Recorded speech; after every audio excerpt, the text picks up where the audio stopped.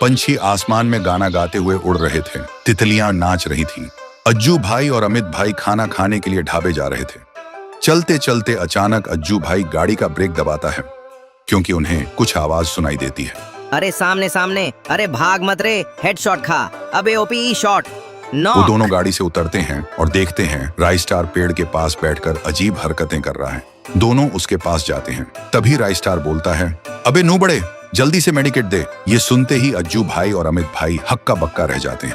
अमित भाई अज्जू भाई से बोलता है, अरे मामू, ये बिना फोन के कैसे गेम खेल रहा है? अज्जू भाई बोलता है, शायद इसका दिमाग का फ्यूज उड़ गया है गेम खेलते खेलते।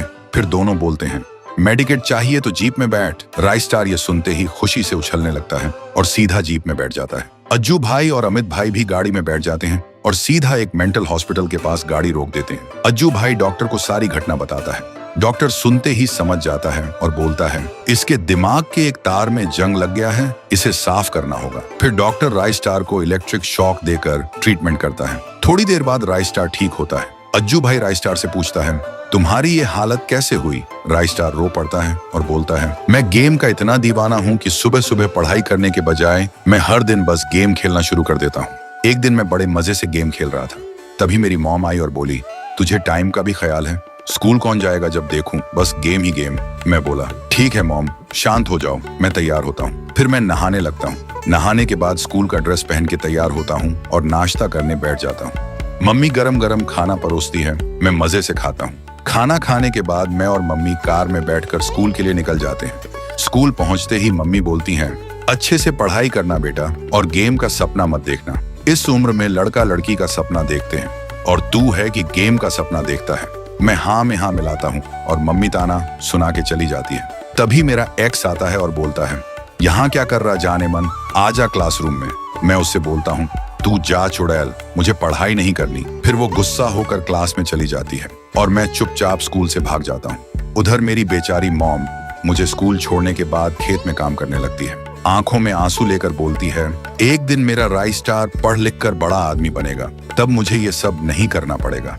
लेकिन मैं स्कूल से दौड़ते दौड़ते घर आता हूँ और तुरंत ग्रैंड मास्टर पुश करने लग जाता हूँ। उधर स्कूल शुरू होता है। टीचर क्लास में आकर सबको घूरता है और बोलता है, आज राइस्टार दिखाई नहीं दे रहा। तभी मेरा एक्स बोलती है, मास्टर जी बेवफा, राइस्टार आज स्कूल बंक किया है।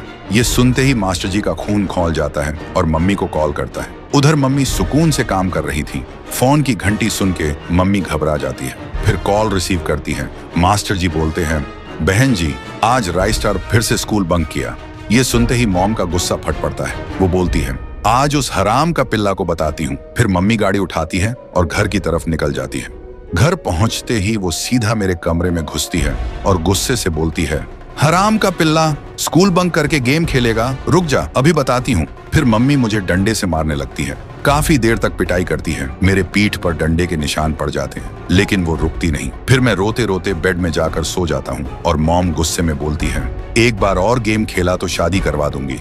लेकिन मैं डर के मारे कुछ नहीं बोला। फिर रात होती है। मम्मी घोड़ा बेचकर सो रही थी और मैं धीरे धीरे उठता हूँ और फिर से गेम खेलना शुरू कर देता हूँ। तभी मेरी आवाज से मम्मी की नींद टूट जाती है। वो गुस्से से मेरे रूम में आती है और चिल्लाती है, हराम का पिल्ला। तभी मेरा गुस्सा फट पड़ता है। मैं लाल हो जाता हूँ और रूम के कोने से डंडा उठाता हूँ। फिर मम्मी के सिर पर वार करता हूँ। मम्मी धड़ाम से नीचे गिर जाती है और मैं बेशर्म की तरह हंसता रहता हूँ और मैं फिर से गेम खेलने लगता हूँ। गेम खेलते खेलते कब रात से सुबह हो गई मुझे पता ही नहीं चला। सुबह मुझे जोर से भूख लगती है। मैं नीचे जाता हूँ और बोलता हूँ, मम्मी भूख लगी है। लेकिन देखता हूँ मम्मी वहां नहीं है। मुझे कुछ समझ नहीं आता। फिर मैं खेत की तरफ निकल पड़ता हूँ। खेत में जाकर देखता हूँ मम्मी काम कर रही है। मैं बोलता हूँ, मम्मी खाना खाना है, घर चलो। लेकिन मम्मी काम करते करते हवा हो जाती है। तभी मुझे याद आता है, कल रात मैंने मम्मी को डंडे से पीट के मार डाला था। मैं डर जाता हूँ और रोते रोते गिर पड़ता हूँ और मुझे आगे कुछ याद नहीं है। ये सब सुन के अज्जू भाई और अमित भाई का होश उड़ जाता है। फिर अज्जू भाई और अमित भाई राइस्टार को घर छोड़ते हैं और बोलते हैं, राइस्टार, गेम खेलना गलत नहीं है, लेकिन जब गेम जिंदगी पर हावी हो जाए ना, तब इंसान अपने अपनों का खून भी कर बैठता है। सोच ले, तू गेम जीतेगा या अपना घर हारेगा। फिर दोनों चले जाते हैं। राइस्टार घर के अंदर जाता है और देखता है उसकी मम्मी खाना बना रही है। वो देखते ही खुशी से रोने लगता है। फिर मम्मी पीछे मुड़ती है। राइस्टार बोलता है, मम्मी आप कैसी हो? मैंने सोचा था आप अब नहीं रही। मम्मी बोलती है, मैं ठीक हूँ बेटा, जब तूने मुझे मारा था तब मैं लंगड़ा लंगड़ा के किसी तरह अपने रूम में जाकर सो गई थी। सुबह उठी तो ठीक हो गई। राइस्टार बोलता है, सॉरी मम्मी, आपसे ऐसा कभी नहीं होगा, मुझे माफ कर दो, अब से हर बात मानूंगा। मम्मी रोते हुए बोलती है, आई लव यू बेटा। राइस्टार भी रोते हुए बोलता है, I love you too mummy.